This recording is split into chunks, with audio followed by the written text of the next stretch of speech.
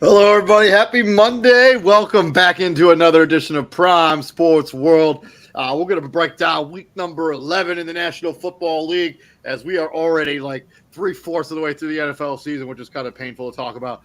I'm David Huppin. Right there is my co-host, Mr. TJ Hopkins. Thank you very much for joining us. Please like, share, and subscribe as we go live basically every single day, bringing you guys the most up-to-date content we can. Please like, share, and subscribe. If you're looking for consistent content on Facebook, YouTube, Twitter, we go live, 4 or 5 times a week, bringing you the most up-to-date content. TJ, happy Monday, man. What's up, buddy? It's Monday. So I went grocery shopping after work today, right? Mm-hmm. Holy cow! I shop at a Meijer here in Fort Wayne where I live, and it was a madhouse in there. Like there were 1,000 people in this grocery store. There was like no parking to find whatsoever, and I'm like, man, It's Meijer. I literally thought I was gonna be there forever. It's Meijer, man. They got good stuff. They do have some good stuff at Meijer, man. It's clutch. It's a super Meijer too, so it's got like the clothes and like the vitamins and all that stuff. Yeah, It's some good stuff, man. Yeah, it's bougie as hell. It is. It really is. 100%, dude. But a rough week to be an NFL home team this week, by the way. Outside of the Falcons and the Bills and the Saints, everybody and the Ravens, everybody else who played on the road lost this weekend. Yeah, everybody. Yeah. Like if you were at home, and the Bills game doesn't even really count because they didn't even play at home because they played at Ford Field. That was an ultimate sight. Yeah, have you seen any of the pictures or any of the video of any of the stuff from Buffalo, like the weather that they were dealing with? Like the fact that they even made it to Detroit was nothing short of a miracle. It's like it happens like every year or every other year. Like Buffalo gets hit with this crazy snowstorm, and it's like it was last year. It was like the crazy windstorm, right, when they were playing against the New England Patriots. Yeah, it was like what's his name? Mac Jones threw the ball like 3 times in that game. Times. And they still won. Yeah, it was pretty incredible. Somebody tried to kick a field goal. The ball just went the opposite way. They're like, nope, you're just not happening.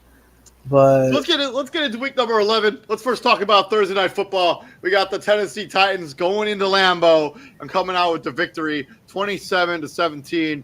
Ryan Tannehill, 22 of 27, 333 yards, 2 touchdowns, and a pick. Derrick Henry threw for a touchdown in this game, too. He also had a rushing touchdown. Austin Hooper and Dontrell Hilliard had the receiving touchdowns for the Tennessee Titans. On the Packers side of this, 24-39 for Aaron Rodgers, 227 yards and 2 touchdowns. Aaron Jones, 12 carries for 40 yards.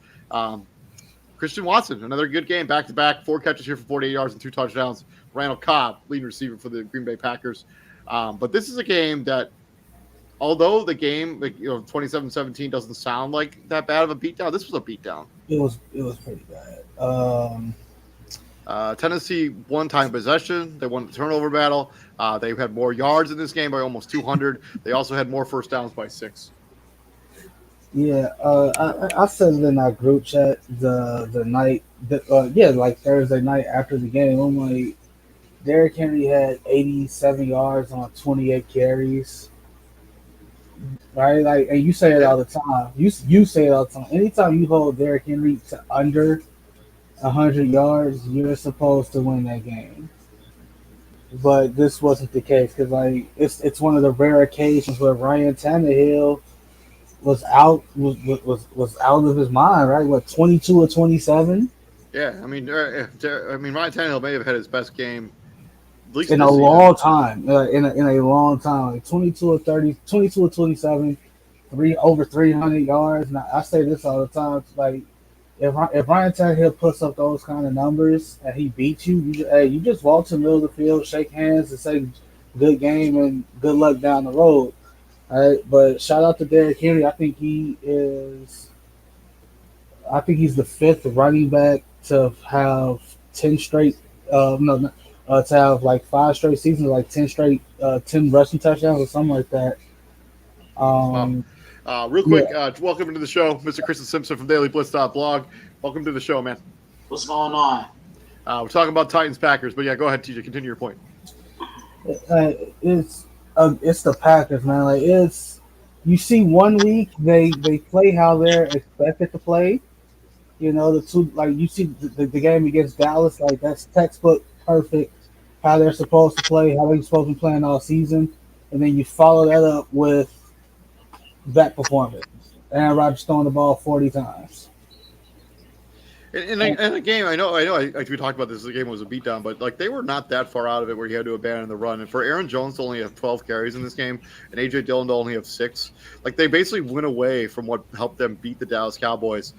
Like I don't get it. Like this is on Aaron Rodgers. This loss is on Aaron Rodgers. This loss is on Matt LaFleur. Yeah, I mean, look, I just saw a Packers team that abandoned the run. They got away for what won them that game against Dallas last week. And Tennessee, their offense was extremely innovative in this game. Like they were using all sorts of interesting formations, like during this game, like super interesting. It's too bad that their OC got a DUI, like on the trip home from this game. But their offense was so dynamic in this game. Stuff from Tennessee that we haven't really seen all season. Yeah, and you know the way I look at it too, I just felt Green Bay's defense overcompensated for Derrick Henry. Well, they for sure did on that Austin Hooper touchdown. When the whole defense collapsed on Derrick Henry when he got that handoff, and he threw like a perfect pass to Austin Hooper. It was just, It was like beautiful play design. You're kind of supposed to overcompensate for that guy, right? He's really the only one that you lose, right? That you lose sleep over, right? And like I said in the group chat, 87 yards on 27 carries. You win that game. You're supposed to win that game. That's like, do the math. That's less than 2 yards a carry. 28 carries for 87 yards is actually 3.1 yards a carry. 3.1, right? Okay, that's Derrick Henry's not hurting you. He's not gashing you. All right, like the one big play he had outside of the touchdown pass was the screen play, and that was scary because it was like there's a screenshot of him surrounded by like 4 Packers, and none of them tackled him. It was 42 yards on that screenplay. This is for me. Yeah, this is on bad coaching by Matt LaFleur, and Aaron Rodgers just didn't play well in this game. I mean, completion percentage pretty low. I don't really know. Like this felt like the death nail for the Green Bay Packers this season. I mean, Christian Watson, he added 2 more touchdowns to his name, but he only had those were his only like catches of the game. He was like 2 for 22 with 2 touchdowns. He had 4 for 48. Okay, never mind. But it was like, go ahead. But yeah, I mean, this loss is for sure on Matt LaFleur and Aaron Rodgers. This feels like the end of the season for the Green Bay. At least, I mean, I guess they could technically still make a wild card spot, but I can't imagine. That's cooked, man. That's cooked. Moving on from Thursday night, let's talk about Sunday afternoon. First game on the docket there. Chicago Bears going into Atlanta. Atlanta coming out with the last second victory, or not technically last second. Younghoe Koo hits the game-winning field goal, 27-24. Justin Fields a little up and down here for this game. 14-21, 153, 1 touchdown and a pick. He also led the team in rushing. David Montgomery punched one in on the ground as well. And then Darnell Mooney. Been a couple games since he's had a touchdown, so good for him to see him get back in the touchdown category. 4 catches for 29 yards and a touchdown. David Montgomery, leading receiver for the Bears. On the Atlanta side of this, Marcus Mariota, 13-20, 131 yards and a touchdown. Tyler Algier, leading rusher for the team. They ran it 33 times in this game to only 20 passes for Marcus Mariota. And Kyle Pitts, leading receiver for the Atlanta Falcons, 3 for 43. Drake London had the lone receiving touchdown on a really nice play, actually, by him. But TJ, I know there's a certain play that you want to talk about when it comes to this game. It's multiple plays. He gets sacked. He has a knee on the ground, and then he takes another shot to the head. We saw Tyler Heineke do something similar, minus the first shot. He just gave himself up, and he got an unnecessary roughness call. Like, this is happening in front of referees. And once again, they just send out a statement saying, "Hey, we missed this. Sorry." If you're not gonna be better, stop issuing statements. Because I agree with you. All those statements do is infuriate people. That's it. And I'm sick of them. I'm just sick of Justin Fields not getting the penalties that he deserves. I hate that whole he hasn't earned that. You don't like. What do you mean he hasn't earned that penalty? Like, he hasn't earned that call. Like, what does that mean? Taylor Heineke has earned that call, but Justin Fields hasn't earned that call. Yeah, Like it's it a little makes bit. That argument makes no sense whatsoever. it makes no sense whatsoever, and I'm sick of them saying he sucks. They say he's 0-4 in situations where he has a chance to win a game. I'm like, I'm sorry, I didn't know Justin Fields was supposed to tackle Cordero Patterson to get a stop By the way, to shout out to Cordell Patterson, ninth career kick return, kick return touchdown, most in the history of the NFL. and So kudos to him. it was a very angry kick return because he Oh, fumbled. for sure. For sure. Uh, Yeah. it was a And Cordell very Patterson just looks like, I'm getting idiots. So it's like, it's a very angry kick return. Like I'm gonna give credit to the Falcons. They played a hell of a game, right? They played a hell of a game. I will give them that. Marcus Mariota went untouched, so we have a clue of what the Bears' first pick in the draft is probably going to be, yeah. and Probably on the defensive side of the ball. They it's probably going to be an edge rusher. I'm just throwing that out there. Will Anderson. Anyway, but yeah, like it's I don't like the people that's as long as Fields plays good and we lose, like that's yay, bro. I'm like, no, dude, like you don't want to lose. Like these guys don't care about a future tanking in the draft pick. draft. I mean, Draft most of these, half of these guys probably won't even be on the team next season. They don't care about They don't what care. what draft pick the Bears are going to have next season. They want to win games. You play the And NFL to win games. and it's unfortunate because they just I think I think it was Ian Rappaport. Like 2 minutes before you sent the link to join the show, I read something like I think Fields had like his left shoulder is fucking dislocated. So yeah, he might like there's a good chance he's done for the rest of the season. And Cal Pitts went on IR for the Falcons because he took a shot to the knee yesterday. And so Justin it's Fields. So I have him on one of my fantasy teams. He's currently questionable. well, so like they like Eberflus said he was day to day. It's his non-throwing shoulder. It's So not there is, it's his non-throwing shoulder, but it's at this point like you don't need to play. You know, I like still think he needs to develop as a player. Like if he yeah, can he get does. I mean, But obviously, you're not going to jeopardize the future or for him to play the rest I of the don't season. think Obviously, I don't think he plays Sunday.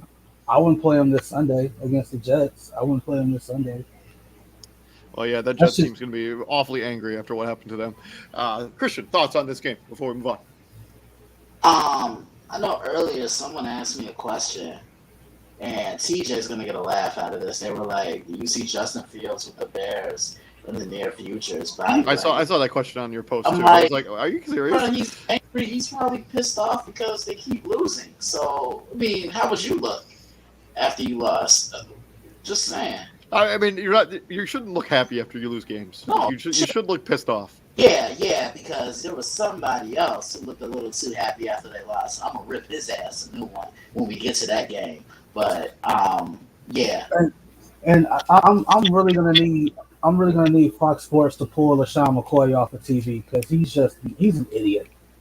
Like every Justin Fields take he has, he just proves that just because you played the game of football doesn't mean you should be able to talk about the game of football. Like that's just dumb. Because what we're saying the Bears should do with Justin Fields, which is give him weapons. LaShawn McCoy is saying draft another quarterback and do that same thing just with a different quarterback. Oh my god. Like, yeah, like that's LaShawn McCoy. That's LaShawn McCoy, ladies and gentlemen. I mean, Justin Fields has not been the reason that we're losing games right now. So, Thank you. moving on, saying it's Sunday afternoon, we got the Cleveland Browns going into Ford Field and falling to the Buffalo Bills, 31-23. Jacoby Brissett actually had a pretty decent game here, 28-41, 324 yards and 3 touchdowns. Kareem Hunt, not Chick Chubb, leading receiver for the Cleveland Browns, 5 rushes for 32 yards. Amari Cooper, Donovan Peoples-Jones had the receiving touchdowns for the Cleveland Browns. On the Buffalo side of this, they lean pretty heavily on their running game. They actually ran the ball more than they passed it in this game, 33-27, 18-27, 197 yards and a touchdown. Devil Singletary had the lone receiving touchdown with Stephon Diggs having the lone receiving touchdown for the Buffalo Bills. 31-23 as they go on to beat Cleveland rather handily. although Cleveland made this semi-interesting towards the end. Yeah, they did, but this is the way Buffalo needs to play offensively for the remainder of the year. If they're balanced and they're not dependent on Josh Allen too much, they're a carrier team. And then Tyler Bass kicked like 5,000 field goals in this game. Yeah, he did.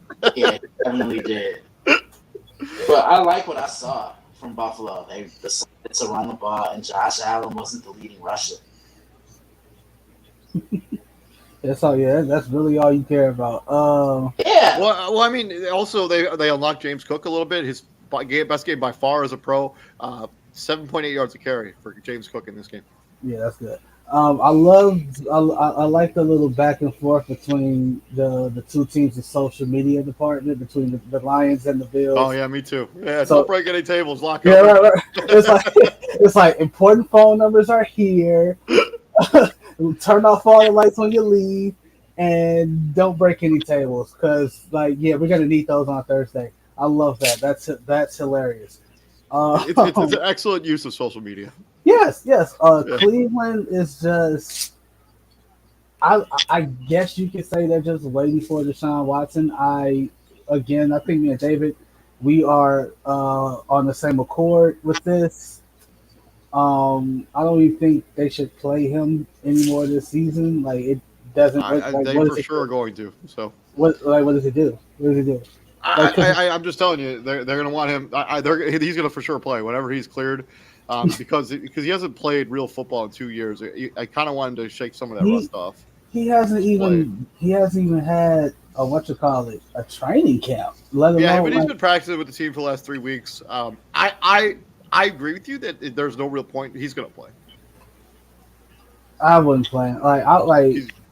I would be borderline shocked if he did not play this season. Well, get ready to be borderline shocked then. I don't think I will be, dude. I'll be fine. He's going to play, I think. Christian, what's your take on that? On what? Deshaun Watson. Do you think when his suspension's up on the week number 13, 2 weeks from now, is Deshaun Watson going to be playing? I'll say yes. I'll say yes. I mean, all that money they're paying him, he better play. Well, they're only paying him $1 million this year. Right. He ain't, all that big money don't kick in until next year. Yeah. As the Cleveland Browns knew that they were doing something dirty. I just hopefully, this whole time that he hasn't played, he's been staying in shape. Because we know he's probably going to be rusty coming out. I mean, he looked terrible in the preseason, so I don't. I mean, that's the preseason. No one really cares about the preseason. But if you're you pay a big money contract, you probably shouldn't look like how he did in the preseason. Like you probably should look fairly good. Like when there's all these questions about you, I don't know.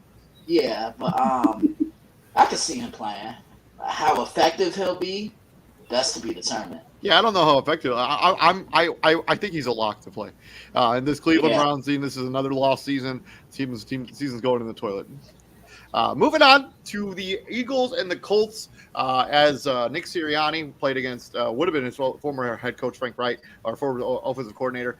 Philadelphia Eagles win that game 17-16. Jalen Hurts had to mount a comeback in the fourth quarter, putting up 14 in the fourth quarter to come back and win this game over the Indianapolis Colts.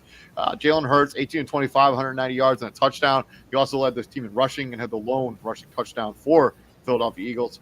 And Quez Watkins had the touchdown in this game, kind of trying to make up for that fumble that kind of sort of cost him that game against the Commanders last weekend. And then on the Indianapolis Colts side of this, 23 of 32 for Matt Ryan, 213 yards. Jonathan Taylor again got the start. He got another touchdown. Michael Pittman, leading receiver for the Indianapolis Colts, as their season is quickly falling apart as well at 4-6-1. This is the worst the Eagles have looked all year. I mean, minus last week, but I mean, you make the argument the last 3 weeks they haven't looked very good. Yeah, I mean, look, they didn't look great at all in any aspect of this game. They have a problem. They can't stop the run. Like they struggled to stop the run, and they were missing tackles in the open field. Just basic football fundamentals, but good teams just know when to hit that switch when it matters most, and they found a way to come back. And I mean, that lane that Jalen Hurts ran through for that touchdown, man, a whole truck or four could have fit through that lane. It was so wide open. Yeah, that's the issue, right? Like, I'm not gonna sit here and act like the Eagles have had a history recently of being a good team. Like they did have a lull where they were just, and I get injuries did play the part in that, but when you get to the playoffs, that's all there is good teams. And if you wait too long to flip that switch, that proverbial switch, it might be too little, too late, and you're gonna be going home disappointed. This if you're the coach, it's like, damn it, we had it, and yeah, you lost because you're a bad team, and that's what bad teams do. But what's his name? Jeff Saturday is giving people calls to pause with this, like, all right, maybe he can coach a little bit, just a little bit. I All right, mean, we don't really know how much decision making he's actually just like making during a what game. you mean? Like, I mean, how much is he doing any of the play calling on offense or defense? I mean, what is his like what is his role there in Indianapolis? I know he's the head coach, but who's calling all of the plays for this team right now? Well, the first thing he did when he got back in, when he got the job, was name Matt Ryan his head coach. I mean, his starting quarterback. You don't do that if you don't have any kind of power or any I kind mean, of. that was a no brainer kind of Then like. why is it? Was it though? Was it really? Was it I really? mean, I guess because if you're not gonna, I don't know, man. I don't know what the Colts are doing. Like they Like, shouldn't. like, They, so, like, what's really like? How do we know that Irsay didn't just legit straight up sabotage Frank Wright by I starting mean, slow he down? might have. I mean, he might have. I mean, given the way the last 3 seasons have gone, he might have just been like they never should have made any of the decisions they made over the last few seasons. After Philip Rivers was retired, this should have been a full rebuild Full from the rebuild. from the start. They never should have traded for Carson Wentz. They never should have traded for Matt Ryan. This should have been a team that was in a rebuild. The minute Philip Rivers was like, "Yeah, I'm going to retire," they should have been rebuilding this franchise. Yeah, and I think they lost. Or no, they lost him before the game.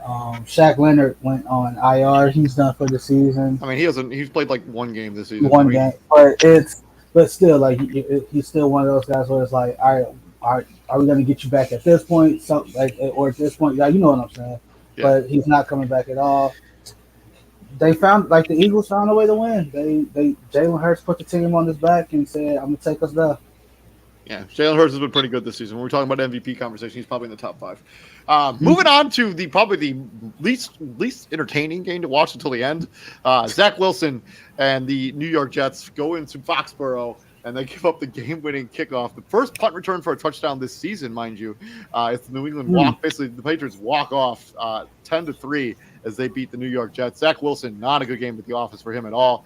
9 for 22, 77 yards, no touchdowns, no picks. Zach Wilson also leading rusher for the New York Jets. 3 carries for 26 yards. Denzel Mims, leading receiver, 2 catches for 35 yards. Mac Jones, a little bit better in this game. 23 of 27, 246, no touchdowns, no picks. Damon Harris, leading rusher for the Patriots. Demontre Stevenson, leading receiver for the New England Patriots. But yeah, this was not a game film you're going to be watching when it comes to how to put textbook offense together on the field, as both of these teams struggled to move the football for a majority of the game. And the Jets never even got past the 30-yard line. They were never in the red zone, not one time in this game. Yeah, I mean, it was a defensive slugfest. Those are the type of games I normally like, but I think what kind of rubbed me the wrong way was Zach Wilson not really accepting any type of accountability or responsibility for it. And unfortunately, things like that can divide a locker room. I mean, this put a dent in a season that nobody saw coming for the Jets, because I don't know if they're still in a playoff hunt right now. Yeah, they're still above 500. I mean, I think they're the 9 or 8 seed right now, and they still have an opportunity. They'd be out. Yeah, if the players were to start today, they'd be out.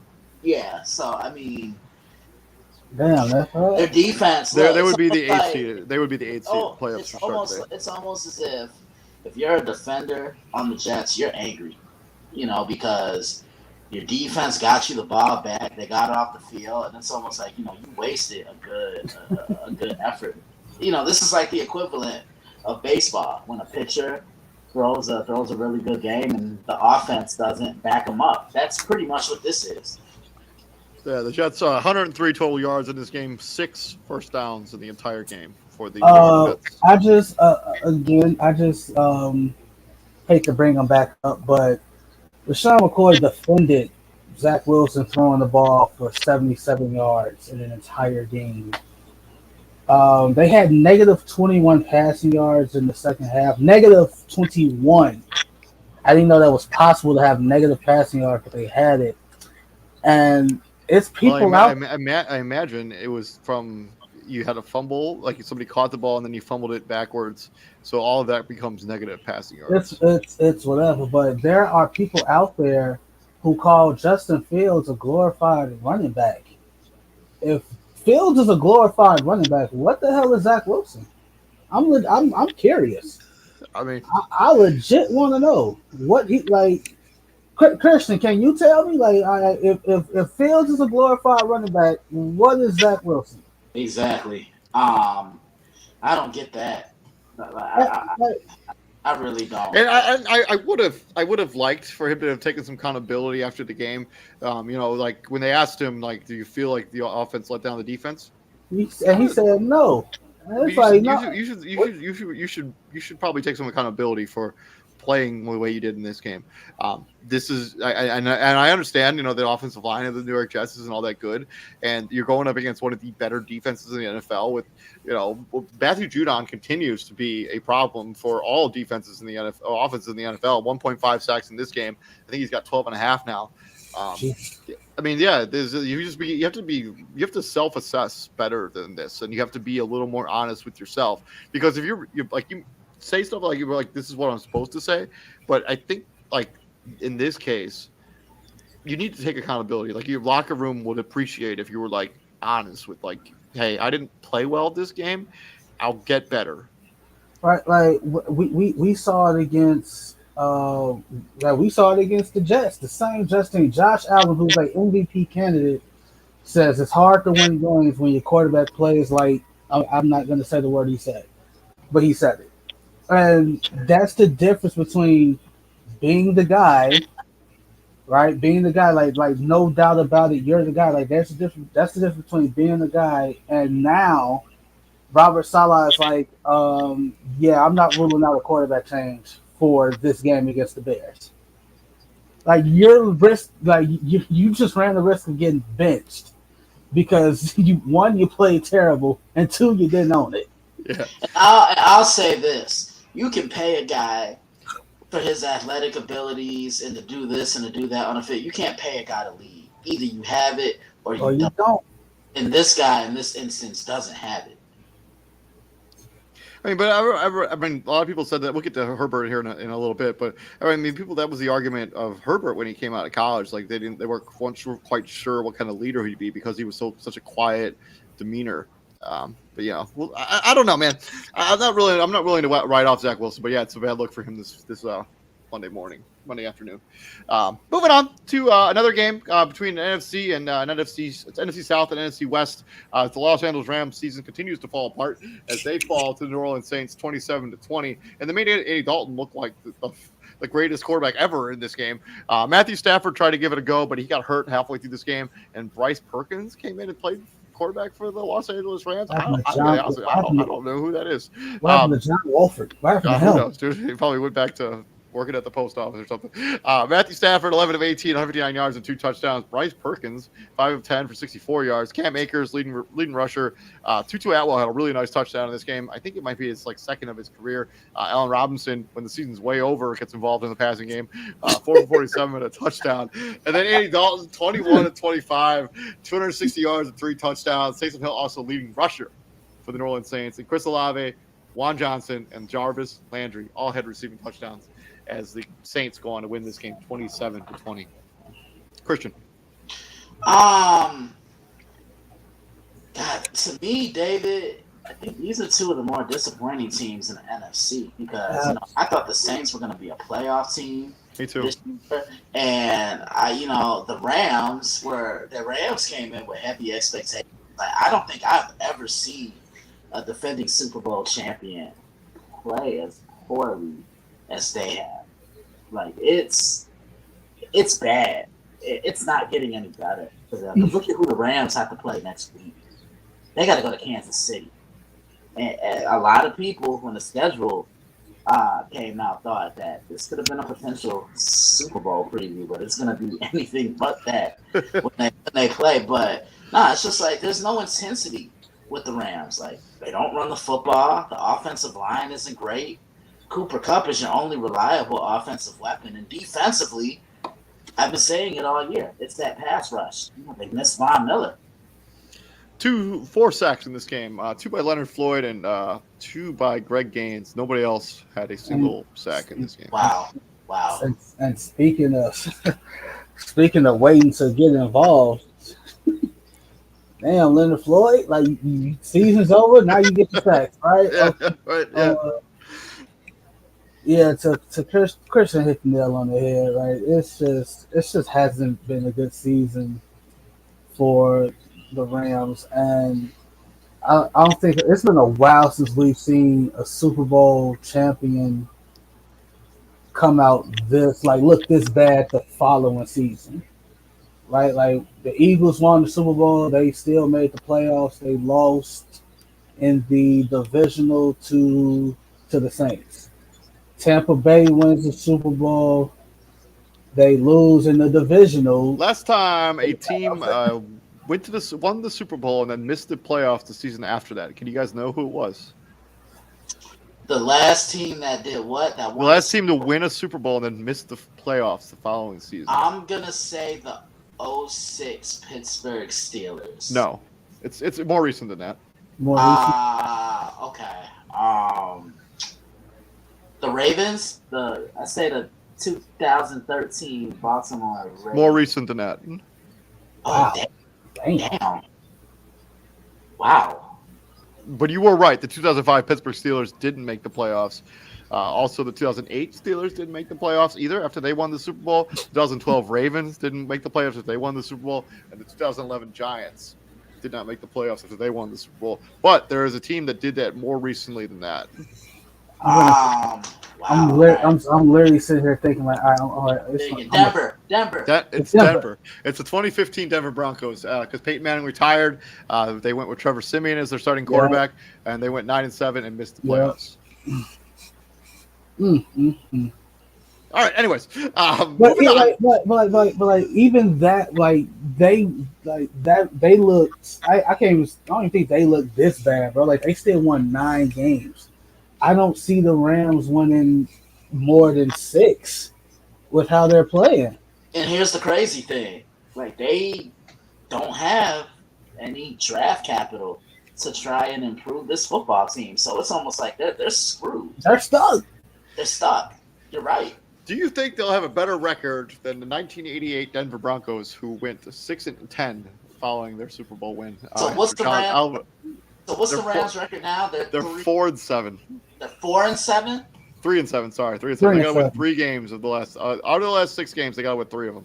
No, because they still got to play. They still got to play Seattle. They got to play Seattle again, right? Yeah.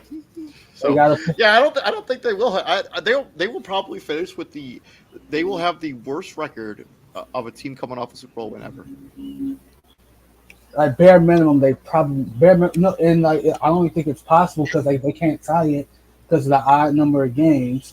So yeah, their final games. Okay, they got the Chiefs, Seahawks, Raiders, Packers, Broncos, Chargers, Seahawks. They got to win 3 of those games. Where do they come from? Maybe they beat the Raiders. Maybe anybody can beat the Raiders. Come on now. Come on, man. Denver couldn't. But we'll get to them in a second. Come on, man. Let's just move on. Moving on to Christian's New York Football Giants, who really fumbled a real opportunity here as they welcome in the Detroit Lions into the house into East Rutherford, New Jersey, and they fall 31-18. Jamal Williams had 3 touchdowns in this game. Daniel Jones, 27 of 44, 341, 1 touchdown and a pick, 2 interceptions. Sorry, Daniel Jones and Matthew Breida had the rushing touchdowns for this team. Wan'Dale Robinson led the team in receiving yards. He tore his ACL during this game and will miss the remainder of the season. Hopefully, speedy recovery for him for Wan'Dale Robinson. And then Ricky James had the lone receiving touchdown. On the Detroit Lions side of this, Jared Goff, 70-26, 165 yards. Jamal Williams, 3 touchdowns. DeAndre Swift, 1 more on the ground. Amon-Ra St. Brown, 7 catches for 76 yards. Christian, what happened here with your team? They were punched in the mouth, plain and simple. I saw a team that got out of their element. What's been the Giants' formula for winning football games this year, David? Saquon Barkley. Running the ball football? Yeah. Running the football. Daniel Jones threw the ball 40 times. That's not him. The Giants' defense couldn't get off the field. The Lions, they play with so much intensity. They play with so much. They play with a toughness. Dan Campbell's really instilling that toughness in them. I mean, look, they've won 3 in a row right now. Who's to say what could happen? Like, the NFC is really interesting. There's been a lot of parity in recent years. I'm not saying the Giants are going to run the table. The Lions are going to run the table or anything like that. But this was a bad loss for the Giants. Also, welcome into the show, CEO of Prime Sports, Mr. Israel Rivera. Welcome into the show, man. What's going on, guys? Anyways, what's going on? But yeah, this is a game that got thoroughly outplayed from beginning to end. Detroit Lions 1-time possession. They had 0 turnovers. The Giants 3. Although the Giants did have more yards on offense and they had more first downs in this game, but when you turn it over 3 times, that helps anybody. Recipe for disaster. Outside of the win, good news for the Detroit Lions is they just activated Jameson Williams. Right, first round pick out of Alabama, super fast. That guy, they just activated him. He's going to be practicing, and 9 times out of 10, he's going to be making his season debut pretty soon here. And their other rookie that they took in the first round, Aiden Hutchinson's been awesome the last couple weeks. I mean, he's got another fumble recovery in this game, another crazy interception in this game too. So Aiden Hutchinson's been really good the last few weeks. Yeah, it's. Christian said they got punched in the mouth, right? And everybody got Mike Tyson said it best. Everybody got the plan till you get punched in the mouth. So I don't even think there's really much more to talk about here. Like, if you're the Lions, just take it. One game at a time. One game at a time, because anything can happen. Just take it one game at a time. When's the last time the Lions won 3 games in a row? Gee, it's probably been a good decade. I swear to God. I'm not even do you know when the last time was? Man, I gotta look it up, but I know it's been a long time, son. Bro, it's been a long time. I'm not even joking with you, bro. It's probably been a good decade. Like, the last time I'm looking it up now. I just thought that was interesting because I'm like. So they November 2017. November 2017, they beat the Green Bay November 2017 and the Chicago Bears. Yep. 2017. November 2017. Packers, Browns, and Bears. So it's been about 5 years. Half a decade. About 5 years. Half a decade, damn near. I wasn't too far off. All right. So when was the when was the last time they won 4 in a row? That's got to be a decade. Nah, that's definitely got to be a decade. But they're not gonna win 4 in a row because they play Buffalo. Last time they won 4 in a row was in 2015. I think they started off the season super hot that season. 2015. Oh, okay, yeah. No, that wasn't the silver bullet. I think they won their first 4 games that season. That wasn't the silver bullet when they had Cliff Averill and all those guys that could get after the QB. Megatron and Reggie Bush, all those guys. Yeah, no, Detroit's been playing pretty good football the last 3 weeks, man. Defense has been putting it together with that offense. I'm surprised 2 back-to-back wins. When's the last time they won back-to-back road games? I mean, this is some historic stuff here. We just gonna keep going. We can just keep going. This is how historically bad the Lions have been. That we're talking about. When's the last time they did this? When's the last time they did that? I'm just glad that this is the first time that I can say in a long time. 2020 was the last time they won back-to-back road games. Back-to-back road games. This is the first. This is the first time in a long time that I'm glad that the Detroit Lions fans have something to look forward to. Moving on to a fan base that probably has a little bit less to look forward to. We got the Carolina Panthers going into Baltimore and just not playing particularly well at all. 13-3 as they lose to the Baltimore Ravens. I mean, the Ravens weren't even good in this game. They won easily. No. Baker Mayfield, 21 of 33, 196 and 2 touchdowns. Devontae Foreman, 11 catches for 24 yards. Terrence Marshall, leading receiver for the Panthers. On the Carolina side of this, Lamar Jackson, 24 of 33, 209 and a pick. He also had the lone rushing touchdown for this Baltimore Ravens team. Marcus Robinson, 9 for 128, leading receiver for the Baltimore Ravens. Yeah, this is a game that Baltimore didn't play well. Still won easily. Yeah. Yeah, it's This was a messy game though. Like this was not entertaining football to watch. it was No, it was not. it was very meh. It was meh. It was it was just it was ugly. It was The teams combined barely touched 500 yards. bro. It was very early 2000s Baltimore Ravens football. Right, like that's the vibe it gave. Right, it's gonna be, but it wasn't even. But it wasn't that because the game ain't played like that no more. Baker Mayfield just sucks. Let's just call it what it is. The guy sucks. He's terrible. He's terrible. Like if he couldn't win with all the weapons that Cleveland provided for him, if he couldn't win with that in that situation, how's he gonna win in a situation that doesn't even have a quarter of that talent? I think when we talk about him, I don't think it's we can sit here and say he sucks, but I think it's more or less lack of confidence in the last couple seasons, right? He sucks. No, I mean I think it's like I said. Look, I think it's lack of. I mean he had that one good year. He had that one good year where it was looking up for him, where he was a Pro Bowler. Izzy, say it with me. It's not even hard to make the Pro Bowl anymore. It's really I know. Mitch Trubisky made the Pro Bowl as awesome. Hardly an accomplishment. Izzy. Right. No, but I mean, at least if you do make the Pro Bowl, at least you played well enough to be considered. Izzy, say it with me. Izzy, just say it with me. He sucks. I'm not gonna sit on here and say a player sucks. Christian, say it with me. I'm not doing that either. He hasn't played well, and that's unfortunate. But Christian, It's TJ. Do we have to say what I think we need to say? No. We ain't gotta say fantasy football. I'm over here saying Baker Mayfield sucks. I don't think nobody owns Baker Mayfield. I can tell you Baker Mayfield is trash. So I'm gonna need you to say it with me. Say we gonna say he sucks on 3. Ready? 1, 2, 3. He sucks. He sucks. Thank you. Moving on. Let's just move on. Moving on to the Commanders beating down the Houston Texans in NRG Stadium, 23-10. Taylor, 6-pack of Heineke, 15-27, 191 yards. Heinekens, baby.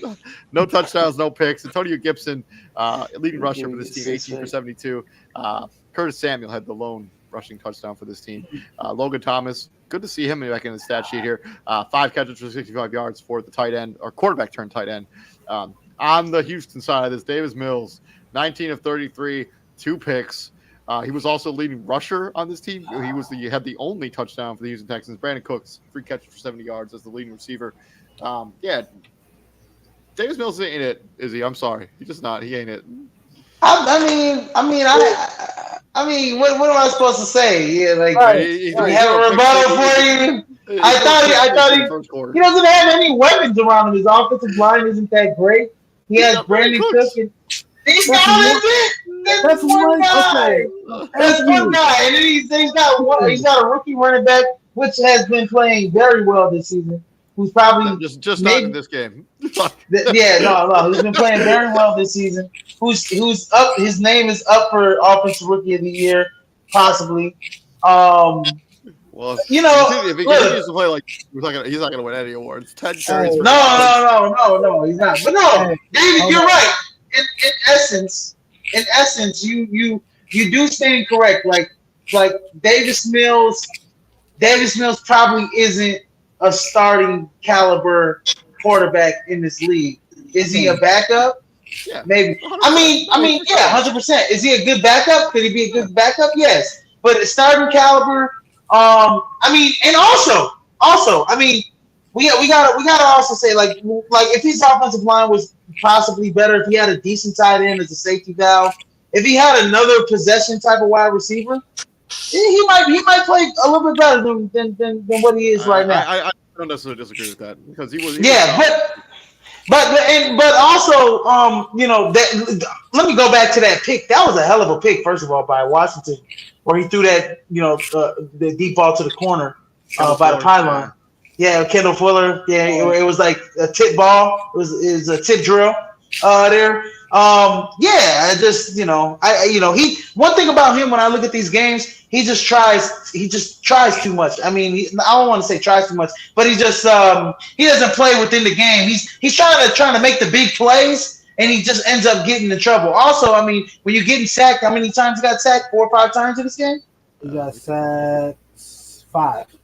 5 times in this game? I mean, come on now. He's running like a chicken with his head cut off. He was sacked 5 times, and he was hit 9 other times. But I'm gonna be real.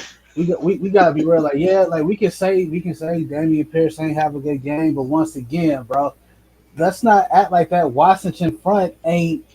Oh yeah, I know. Man, I'm telling you, bro. Chase Young, who they actually just activated off IR today. Man, I'm telling you that one thing is Jonathan Allen, Montez Sweat, Deron Payne, Chase Young. Game, but I mean, once they get him back, I mean, it's gonna be a hell of a second half. Commanders are winning. What is this? 4 in a row? 5 in a row games they won already. Yeah. I mean, they did lose to the Vikings, but yeah, they've won 5 of the last. Let's not act like this, though. I want to say my piece here. As much as I love making fun with his name, Taylor, give me a 6-pack of Heineke. As much as I love to do that, let's not act like he been the deciding factor in them winning football games. It's been that defense. It's been they run a game.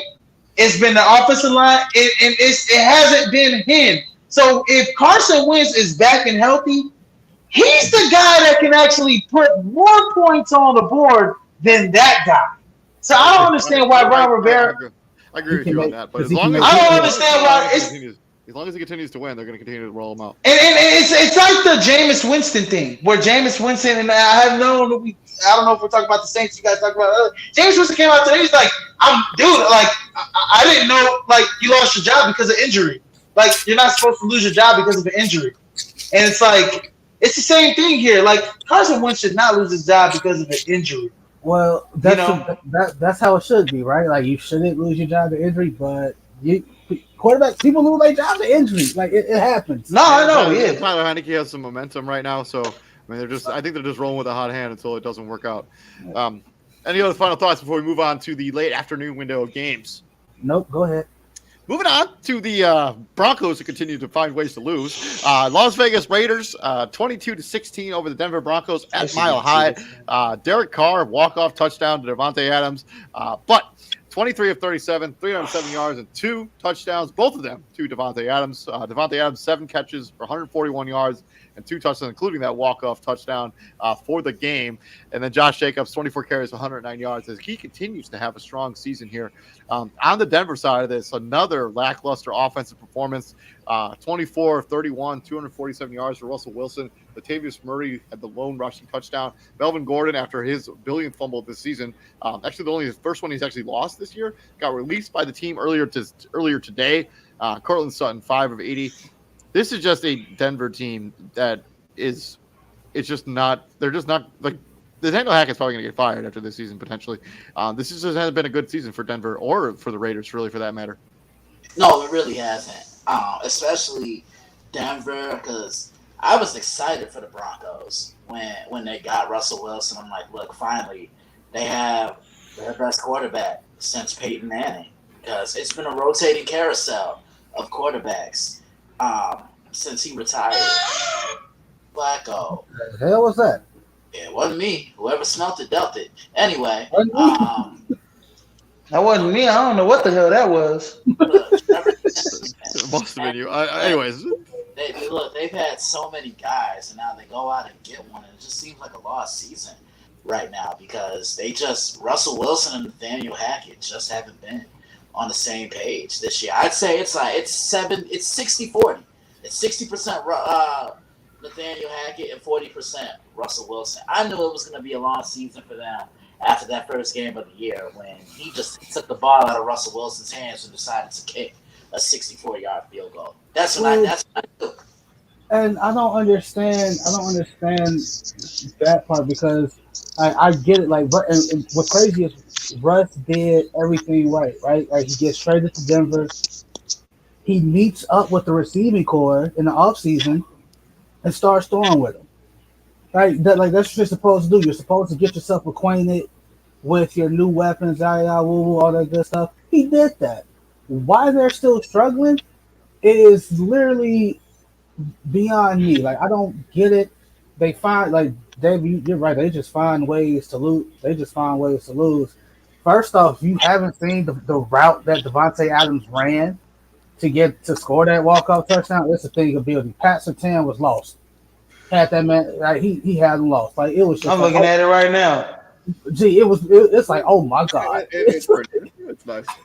First off, why you ain't single high that man in the first place? Like why you ain't double him? He really been right? Like he wide open, bro. Wide open. Like Melvin Gordon, gee, it's like you think back to the money he turned down with the Chargers, which that was a secure situation. Right? We don't know what would have happened by this point with the Chargers, but you left there looking for more money just to take a deal with Denver, which ended up being right around the same amount of money that you would have got had you stayed with the Chargers. And they cut you. Why? Because you weren't getting the job done. Like you can't. You lost. Dropping passes, fumbling the ball. Like it just wasn't a good. It hasn't been a good season for anyone in Denver. Oh my god! It is what it is. And if you're speaking of teams that needed a W, right? I don't know how much it helps them, but what's his name? Josh McDaniels needed this one. Oh, for sure. He absolutely. He may have gotten fired if he had lost this game. Like man, like he absolutely needed this one. And, actually, did you guys hear what Mark Davis said about Josh McDaniels? And it's just. The whole wrong one built in the day thing, was it that one? No, something along those. No, but he said, I saw Adam Schefter say this yesterday morning. He literally said that he thinks Josh McDaniels is doing a fantastic job. Like I know some of what he's drinking, TJ, because well, to be fair, pounding the Moscow Mules pretty early ahead of Thanksgiving.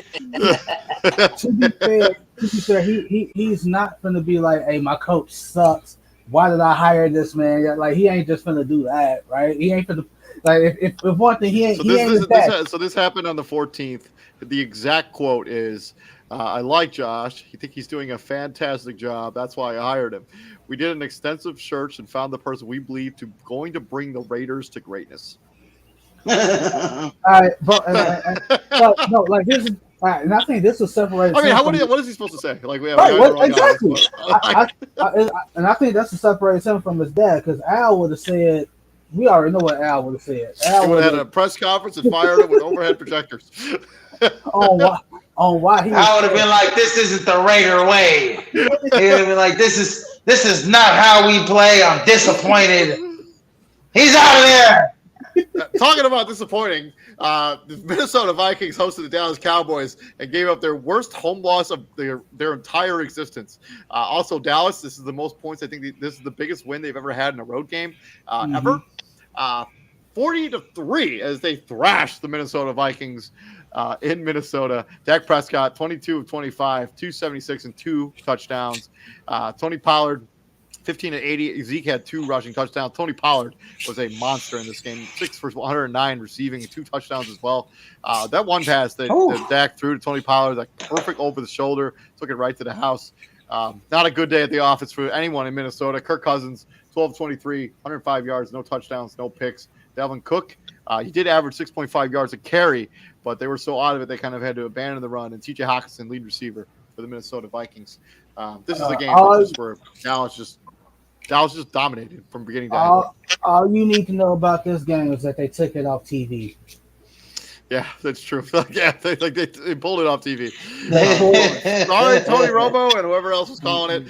Jim Nance. Jim Nance. Yeah, and so 458 yards for the Dallas Cowboys, 183 for Minnesota, 37 minutes of possession for Dallas, 22 for the Minnesota Vikings.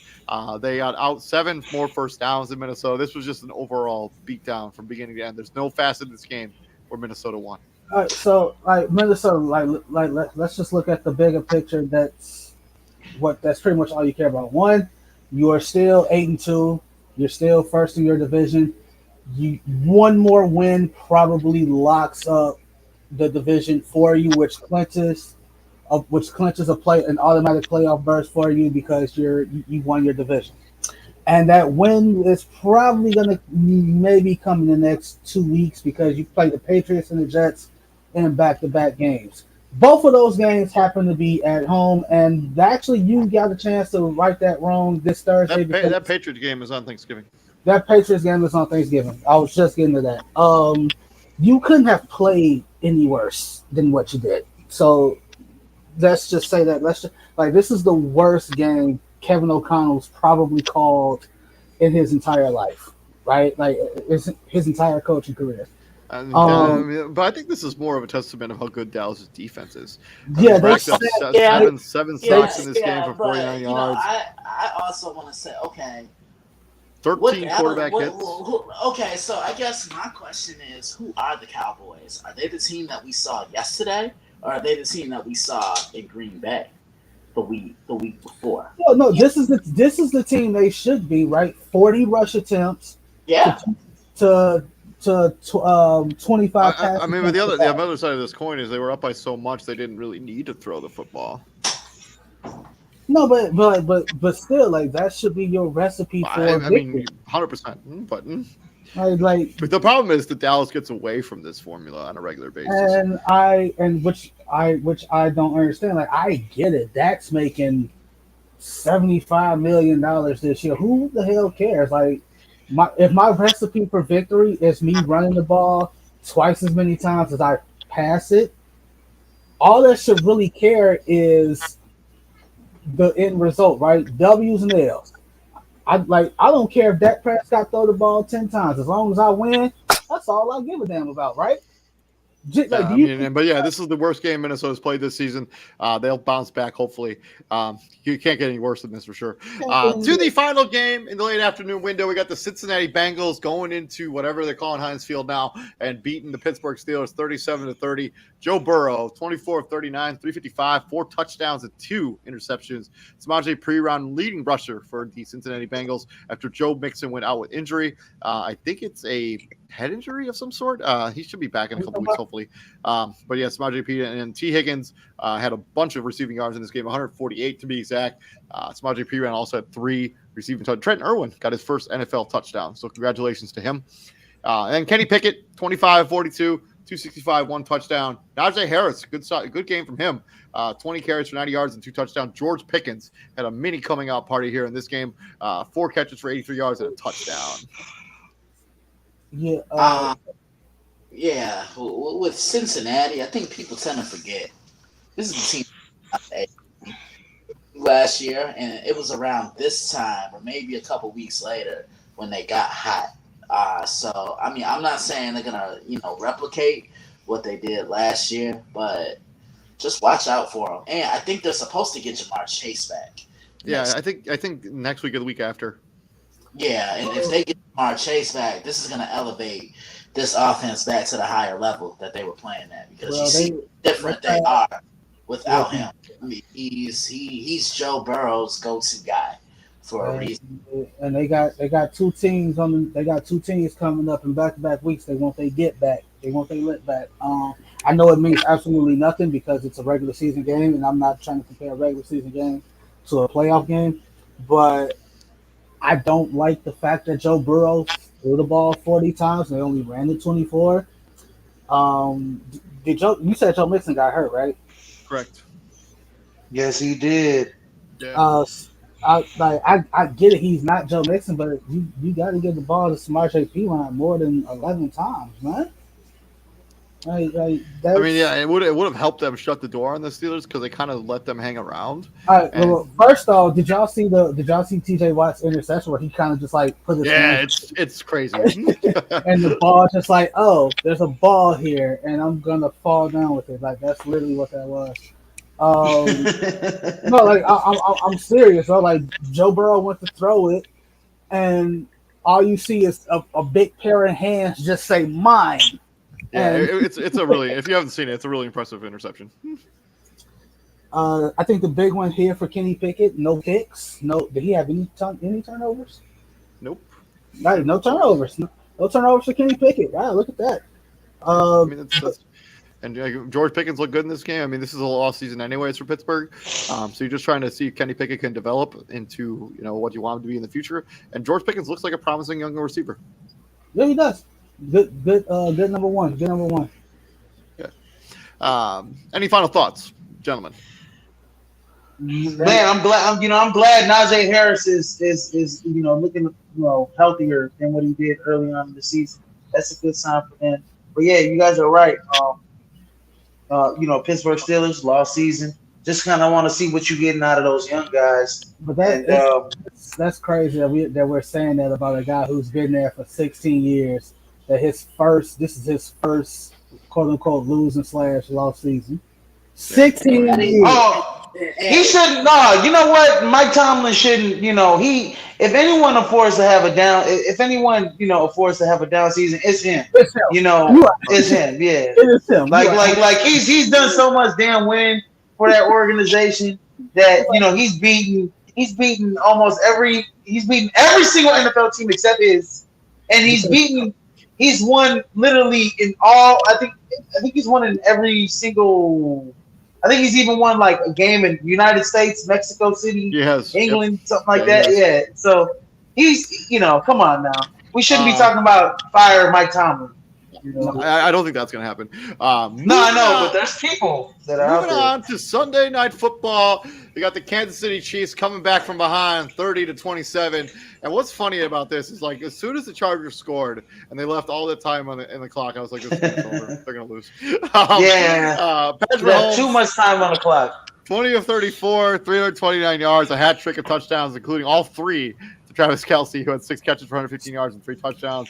Isaiah Pacheco, good game for him. As Clyde Edwards-Helaire left with injury, hopefully he gets better.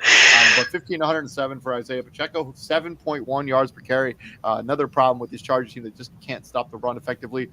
Justin Herbert, pretty solid game here. 23 of 30, 280 yards, 2 touchdowns, and a pick. That interception was really not good. I know he was. I know he was just trying to make a play, but you got to throw that ball away. You're outside of the pocket. Don't try to force it.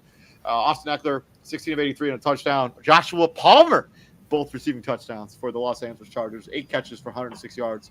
But yeah, we said this in the group chat for sure. Like, we're like, as soon as Kansas City scored, and I think there was like a minute 40 left in the game, like, this game, they're going to lose. Like, they're going to lose. Yeah, as soon as the Chargers scored, there's too much time left. Again, I just don't, and we talked about this in the group chat too, like, I don't like that phantom holding call on Derwin James because he's guarding Travis Kelce. Izzy, you point this out all the time, how Kelce does that little push off to create separation. I'm like, how's that holding when both players are doing the same thing? They're both doing the same thing. I forget what that route called, but I forget what that route's called, but he does like I forget what the terminology is, but he does this route where he works the safety to the sideline, then he literally comes back to the middle of the field. And to do that, you have to kind of push off. And he gets away with it a lot in the NFL. I'm like, this team. It's kind of like in the NBA how refs don't call traveling on James Harden's Stetson. Right. And this team is too good for them to be getting bit because it's like that was like a third down play. I mean, like, they were going to go for it anyway. Like, that's a third down play, and it's an incomplete pass, and all of a sudden, here comes the flag, and it's like, yo, how ironic is that? I mean, you could make the argument that I think the more even egregious foul is that not intentional grounding call. Like, there was nobody near that football when he threw it. Yeah. Literally nobody. He was in the pocket. How is that not intentional grounding? It has to be. And then was that like a couple plays before that? It was the immediate play right before it. Yeah, where he threw it out of bounds. He was still in the pocket, still in the tackle box. There was nobody near that. But I think he must have got it out of bounds though. Yeah, as long as, but I don't know, man. Honestly, if you're in the pocket, there has to be somebody nearby. Like, they can't just. They must have thought he wasn't in the tackle box at the time. I mean, when they held it. I don't know. The inconsistency with the refs has been, ridiculous. I wasn't here for the Bears preview, but I could go on and on about what happened to Justin Fields, and I thought that was horse trash. So But I mean, NFL. this also brings it back to what Christian said in our group chat.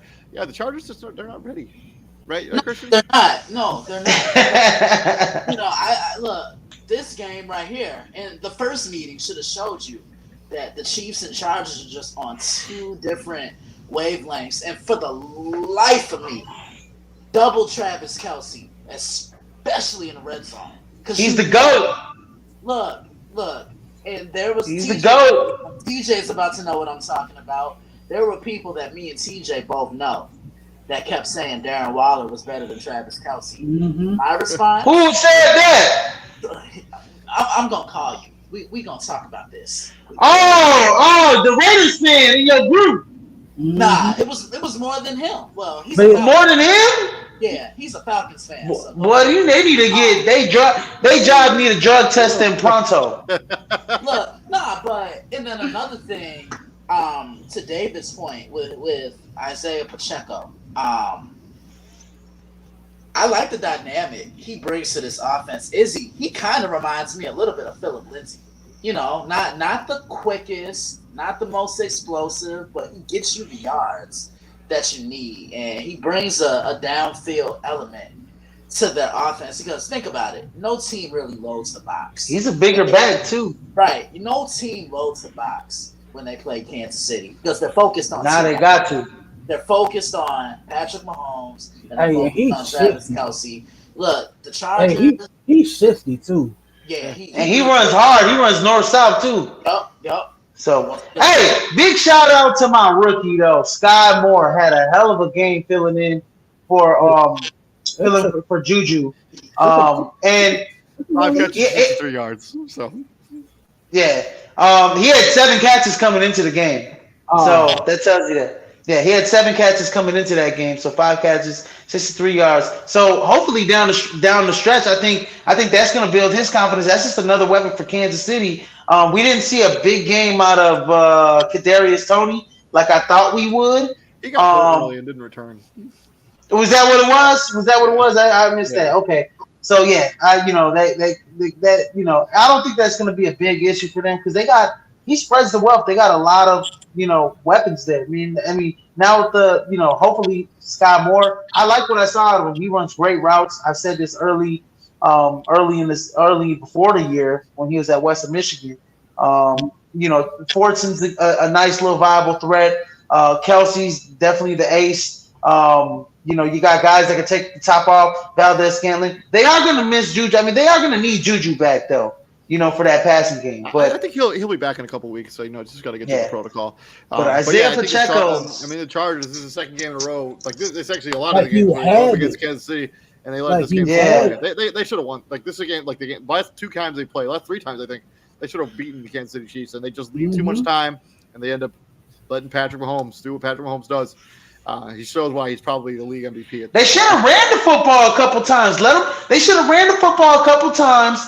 Let Kansas City burn them timeouts. They tried that, but they ended up scoring a touchdown on the second play. Like, Kansas City let them do that. That route that Joshua Palmer railroad was nice. Oh man, I mean, dude, when I said it right to Geeko, I mean, I thought this game might have been going a different route when I saw that first drive, 3 for 3, 75 yards, a 50-yard tutty, straight to Josh Palmer from Justin Herbert. I said, "Oh, it's game on tonight."